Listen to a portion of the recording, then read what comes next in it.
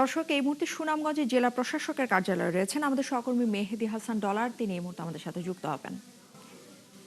মেহেদী, একটু জানাবেন, সুনামগঞ্জের জেলা প্রশাসকের কার্যালয়ে আপনি আছেন, সেখানে নিশ্চয় ভোট গণনাও চলছে, এরই মধ্যে হয়তোবা কিছু আসনের ফলাফলও হাতে পেয়েছেন।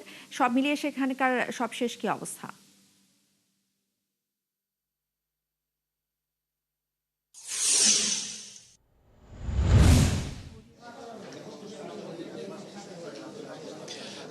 আপনি জানেন যে সুনামগঞ্জে 5টি আসনে মোট কেন্দ্র হচ্ছে 720টি। তার মধ্যে জেলা রিটার্নিং কর্মকর্তা কার্যালয় আংশিক কিছু ফলাফল প্রকাশ করেছে, সেটি আমি আপনাকে জানাচ্ছি।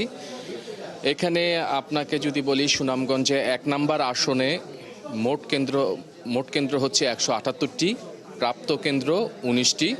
এখানে ধানের শীষ পেয়েছে 15,637টি এবং দাঁড়িপাল্লা পেয়েছে 9,246টি ভোট।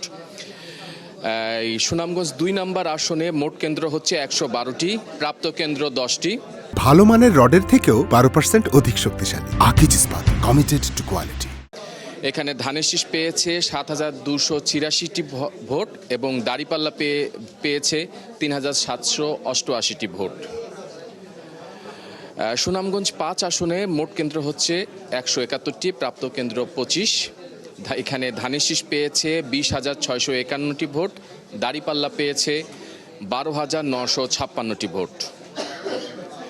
সুনামগঞ্জে 3 নম্বর আসনে মোট কেন্দ্র হচ্ছে 148টি, প্রাপ্ত কেন্দ্র 38টি।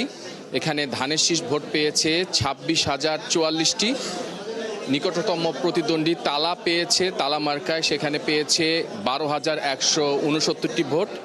রিকশা পেয়েছে 3,064টি ভোট। সুনামগঞ্জ 4 আসনে মোট কেন্দ্র হচ্ছে 116টি, প্রাপ্ত কেন্দ্র 22টি। ধানের শীষ পেয়েছে এখানে 17,119টি ভোট, দাঁড়িপাল্লা পেয়েছে 11,041টি ভোট, আর লাঙ্গল পেয়েছে 380টি ভোট।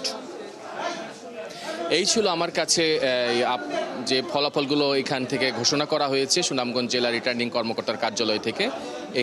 এতটুকুই ঘোষণা করা হয়েছে। পরবর্তীতে ওনারা ঘোষণা দিলে আমি আপনাকে আরও বিস্তারিত জানাবো।